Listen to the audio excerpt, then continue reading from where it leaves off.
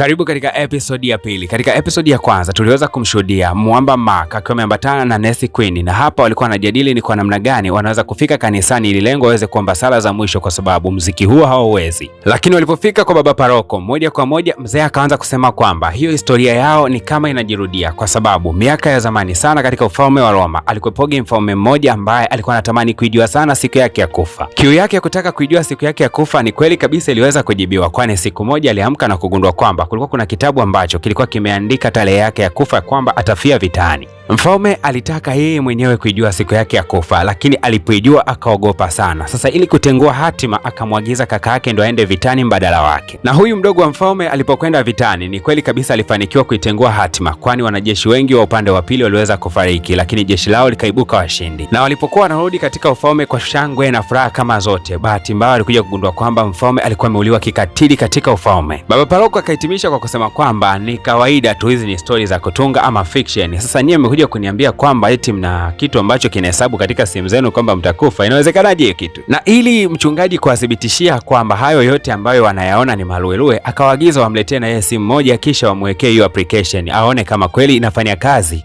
Nancy Queen pamoja na Mwamba Mark wakawa wamerejea tena katika lile duka ambalo linauza simu, wakataka kwenda kumchukulia baba paroko simu moja, lakini mzee akasema kuwa nimeshafunga duka, mimi sirudi tena kufungua hapo. Ni baadaye wakamtolea mpaka kadi zao za benki na kumwambia kwamba utakata kiwango chochote unachokitaka wewe. Mzee alifurahi kweli kweli, kwa sababu anajua kwamba atakata kiwango huenda hata mara mbili ya bei ya simu. Kumbe wao bana wana uhakika kwamba siku ya kesho wanakufa, kwa hata kama pesa zao zikichukuliwa hawana shida yoyote. Ila sasa huyu Mwamba ambaye ni Derek ambaye ndio mhudumu wa hili duka, kumbe Mwamba anajua mfumo mzima wa kuweza kuitumia ile application. Akaenda kwa hakia, aligundua kwamba wana shida kubwa sana wanayopitia. Huyu mzee akaangalia muda aliokuwa amebakiza, akagundua kwamba bidada ana muda mdogo zaidi, muda wote anaweza kafa kutokea sasa hivi. Basi moja kwa moja akamuongezea miaka ya kutosha tu, kisha akamuongezea na huyu Mwamba Mark miaka ya kutosha sana tu. Kutoka walipoongezewa miaka, watu wawili hawa wasiweza kujuana kabisa, eti usiku wa leo wanaonekana wakiwa wamelala pamoja, bidada Queen pamoja na huyu Mwamba Mark. Jamaa akamkumbatia tu bidada, lakini bidada wakati anataka kumwamsha Mwamba akawa ameshtuka kana kwamba kama vile kuna kivuli nje, akawa anamshtua Mark. Lakini ajabu ni kwamba Mark akaonekana akiwa anatokea nje. Sasa ni nani alikuwa amelala naye? Kuja kumcheki hivi mara mbili ndio ule mkono ambao uliwahi kumkaba katika gari. Kuja kutazama katika simu zao, muda waliokuwa wameongezewa umeweza kupunguzwa tena vile vile, na umejirudi kama kawaida yake, na sasa hivi bidada amebakiza masaa 10 tu na Mwamba amebakiza masaa 18. Lakini huku upande wa pili kuna bidada mmoja anafahamika kama Jordan, na yeye simu yake inaonyesha kwamba muda wake wa kuishi ni mdogo kidogo, na akaweza kushtuka kana kwamba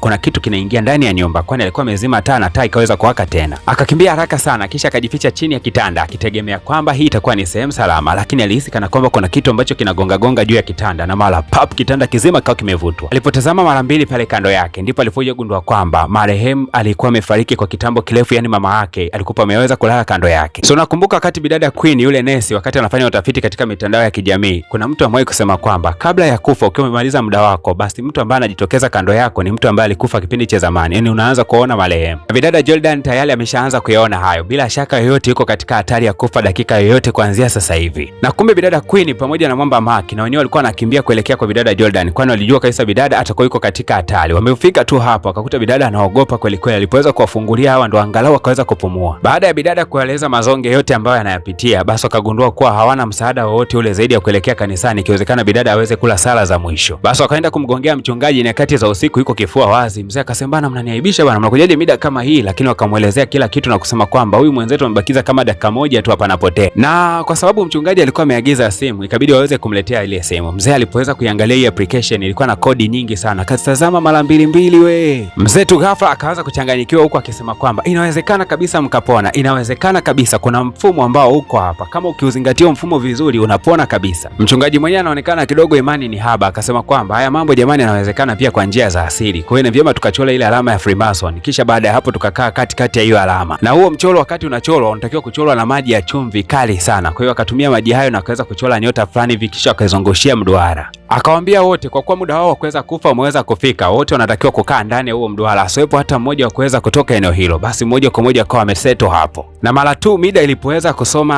sifuri katika simu zao. Moja kwa moja ule mshetani ukawa umekuja face kwa face, yani waliweza kuona ule mshetani uso kwa uso, na mara tu ule mshetani ulipojaribu kuingia ndani ule mchoro ukawa unajigonga gonga, yani kama vile ule mchoro unalizuia. Moja kwa moja Mwamba Mark ni kama alikuwa amerogwa hivi, akajikuta anapata ujasiri wa kwanza kutoka nje ule mchoro, na ni kweli alipojaribu tu akajikuta amevutwa akaburuzwa mpaka nje ya rami. Bidada hakutaka kabisa kumwacha huyu mwamba kwa sababu mpambana naye kuanzia mwanzoni. Bidada Queen moja kwa moja naye akawa ametoka kwenda kumfuata jamaa. Wakati huo tena bidada Jordan alikuwa anajaribu kutoka, naye akawa amejibana na kabati moja ambayo ilikuwa inaanguka wakati huo, kwa akawa amezuiliwa huku ndani ya nyumba. Basi bwana, bidada Queen ametoka, anamshuhudia Mwamba Mark yuko kando ya barabara akisema kwamba tuko salama. Lakini katika dakika hizo hizo kuna gari ikawa imeweza kumpitia Mwamba, na hapo hapo alipokuwa anapoteza maisha yake, simu yake ikawa imeandika 00. Kwa lugha nyepesi ilikuwa ni muda wake wa kufa. Bidada Jordan na bidada Queen walilia sana kuweza kumpoteza Mwamba Mark kwa sababu jamaa alijitoa sana kwa ajili yao, lakini pia aliwalinda kwa kila namna aliyoweza kufanya. Lakini wakati wa kombato hili ndipo bidada alikuja kugundua kwamba Jordan alikuwa amechomwa na kitu wakati ule anaangukiwa na kabati. Kwa Jordan ana hali ambayo sio nzuri, kabidi kumbeba hapo na kumpelekea hospitalini. Lakini ule muda amefika katika eneo la hospitalini, manesi akampokea vizuri, ila daktari alikuwa in charge kwa ajili ya kuwajibika kwenda kumtibia bidada alikuwa ni mwamba mmoja anayefahamika kama Sullivan. Huyu jamaa alikuwa anamuonea bidada sana wakati anafanyia hapa hospitalini. Kifupi bidada ana kisasi naye sana huyu mwamba, na akakumbuka maneno ya mchungaji kwamba kama mtu mwenye umri wa miaka mingi, yani application yake inadai kwamba ana miaka mingi, ukifanikiwa kumuua huyo basi umri wake unahamia kwako. Na kwa bahati nzuri au mbaya, Dr. Sullivan ana miaka kama 57 hivi, nasoma pale katika simu yake. Akaona si ndio fursa bana, kama amemwitia chobingo huko. Sasa unajua udhaifu wa mwanaume kama unavyoelewa. Bidada akaanza kuchojoa nguo moja baada ya nyingine. Mwamba akazidi kusogea jirani. Kumbe bidada alikuwa anamuingiza mtegoni jamaa. Na hapo hapo akaanza kumshambulia, lengo aweze kumuua huyu jamaa ili yeye aweze kuchukua maisha ya huyu jamaa miaka 57 alionayo. Bidada alianzisha mashambulio kumshambulia jamaa. Kadri anavyozidi kumshambulia, ghafla tu kuna nguvu moja ya ajabu ikaonekana imemvuta bidada, ni kama vile inamzuia asiweze kumuua huyu jamaa. Hasa tukihamia upande wa pili kwa bidada Jordan, huku bana ana hali mbaya kwa sababu simu yake inaonyesha kuwa amebakiwa na dakika moja. Yule mshetani akawa ametimba katika eneo hili. Kabla ya kuweza kumuua lazima ampe mateso makali. Bidada Jordan alianza kutembezewa kichapo moja baada ya kingine, akajikuta tu ni mpaka anapoteza nguvu, kana kwamba sasa zimebakia sekunde kadhaa tu aweze kutolewa roho yake. Na Queen aliweza kulishuhudia tukio hili kwamba bidada Jordan ndio alikuwa anakwenda kupoteza maisha. Sasa kwa kuwa yeye muda wake umebakia ni mwingi, kwa kuwa yeye anatakiwa kufa baada ya masaa mawili mbele, basi akajipiga sindano ili aweze kujiua. Hasa kumbe ukijiua kabla ya huyu mzimu kuweza kukuua, yeye anaanza kupata shida na kujikuta anashindwa kutekeleza majukumu yake. Yule mzimu akashindwa kabisa kuichukua roho ya bidada Jordan na moja kwa moja kama ameweza kumwachia. Bidada Jordan kwenda kumtazama bidada Queen pale chini, anagundua kwamba ni kama alikuwa amekata moto kabisa, lakini kulikuwa kuna sindano mbili. Sindano moja ambayo ndio hiyo dawa ambayo inasababisha uweze kukata moto, na dawa nyingine ipo ambayo inasababisha uweze kunyenyuka. Basi akachukua miongoni mwa zile sindano, kisha akawa amempiga moja hapo bidada, na kisha bidada akaweza kupata fahamu. Basi kuanzia hapo tu amepata fahamu, moja kwa moja zile saa zao zote zilizokuwa katika simu zikastop.